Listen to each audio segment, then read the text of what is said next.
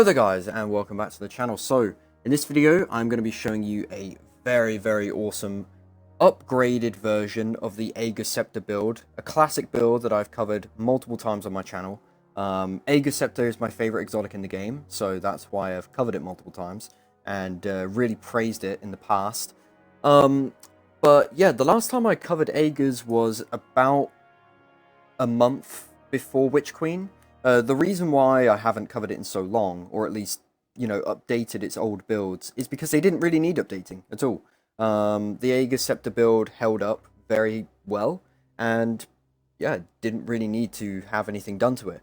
However, this season, Resilience got changed a lot, making it mandatory for pretty much every single build ever, and also the artifact mods are quite useful as well, so we're going to be utilizing Radiant on Stasis in this build, and yeah, everything else is pretty much going to be the same. But if you're new to Ager's and you're new to Stasis and you're new to Warlock Stasis, this could be quite helpful because it's a very powerful build. It's very fun, and I highly recommend trying out Ager's.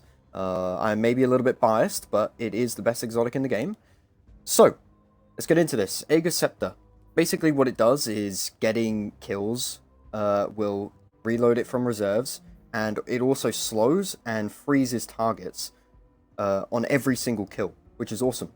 Now, when you have the Catalyst, using your super, you can like activate a special mode, and it'll drain your super, it will overflow the magazine, and it'll buff the damage by 80%.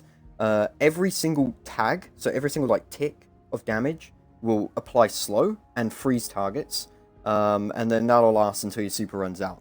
It does a lot of damage. It is very awesome, and this build is going to make that completely busted. So yeah, that's Ager Scepter. Now, the exotic we're going to be pairing with Ager Scepter is, of course, a Mantle Battle Harmony, once again. There are other exotics you can pair with this now, but I think I'll probably cover those in the future. I'm starting off with Mantle Battle Harmony first because it's the classic, and it's my favorite exotic armor piece in the game. But also, it's still very strong with this build. Absorption Cells itself is not exactly that useful anymore, the damage part, because I'm using Radiant. And Radiant is 5% stronger than Mantle Battle Harmony's Absorption Cells. And it also overtakes it as well, and it works for every single weapon. It's also very easy to proc in this build, so that part of this perk is useless. However, the Super Energy part, where just getting kills with a weapon that matches your subclass gives you super energy, that's still going to be very valuable for Ager's, because the whole idea of the build is to get to the super mode as fast as possible, and then buff the super mode as much as possible to make it very strong. So yeah, that's Mantle Battle Harmony. Alright, so before I get into the mods, we'll get into the subclass. It's pretty much the same as it's always been. However, I have changed a couple things around just to basically build around things that we've changed elsewhere. So, first off, Empowering Rift. Now, this is different. Normally I use Healing Rift, and I still do recommend using Healing Rift. But the reason why I have been trying Empowering Rift, and the reason why I like it so much on here, is because it stacks with Radiant, which means when you get that 80% damage buff from the super mode of Ager's, you can add another 25 from Radiant, and then another 20 on top of that from Empowering Rift, which is going to make the gun very strong and a lot more fun. Of course, Empowering Rift does tank a pretty big healing portion of the build. Of course, Stasis doesn't have much healing by itself. So, you know, if you don't want to get that extra 20% damage buff, you don't have to. You can use Healing Rift. I'm not going to stop you. But Empowering Rift is very nice. And then Grenade is also optional. The Grenade is completely useless in the build. I also have tanked my Discipline incredibly to, you know, get Resilience up, and to also use a different fragment in here that I'll get to in a second.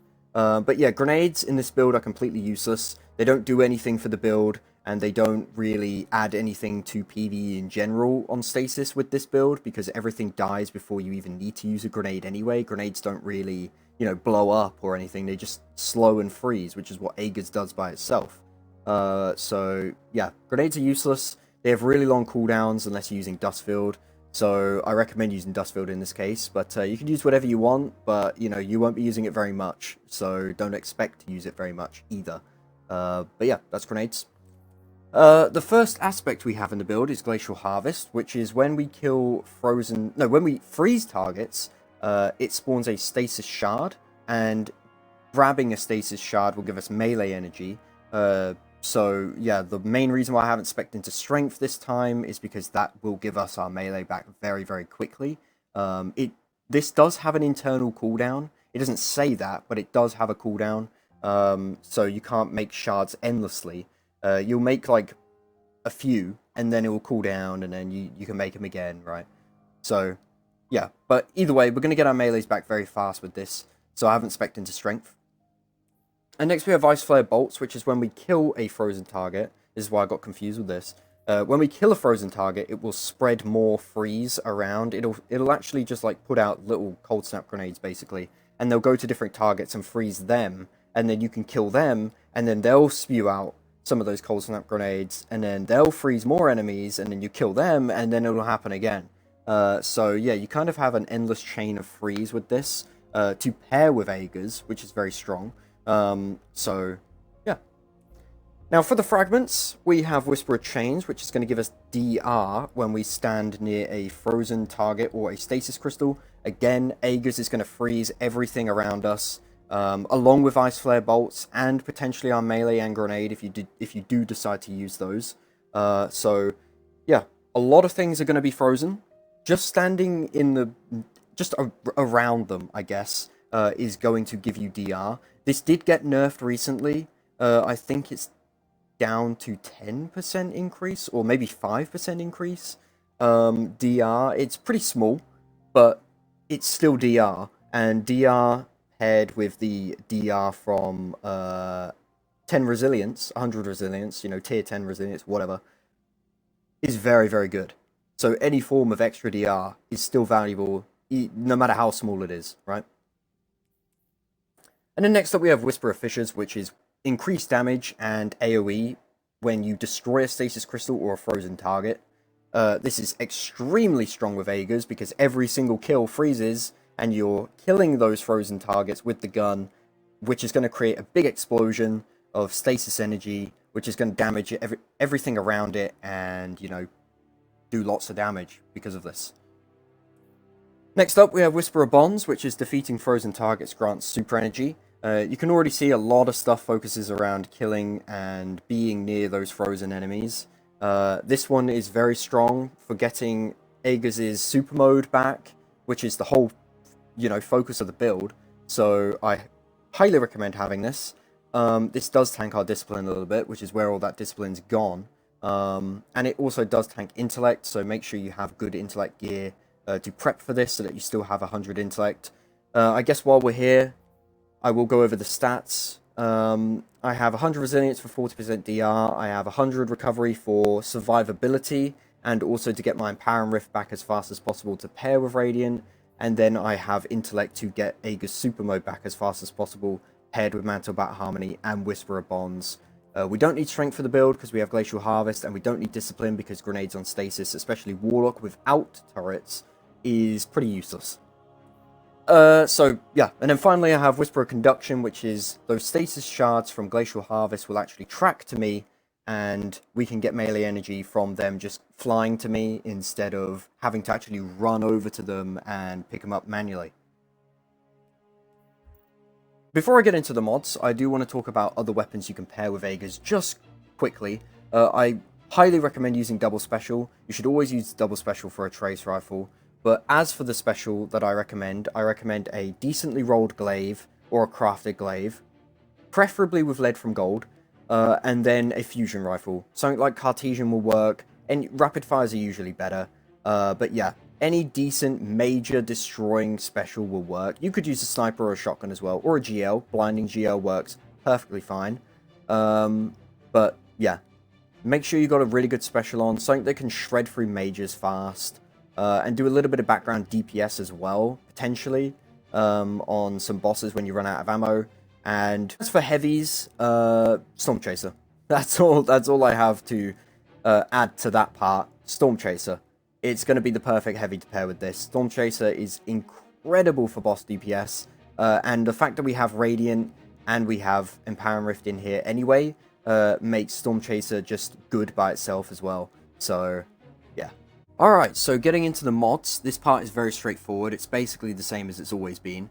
We're going to be starting off with the best mod of them all, Elemental Shards. What this does is those Stasis crystals from the Glacial Harvest aspect will actually just count as Stasis Elemental Wells, which is very, very broken, honestly.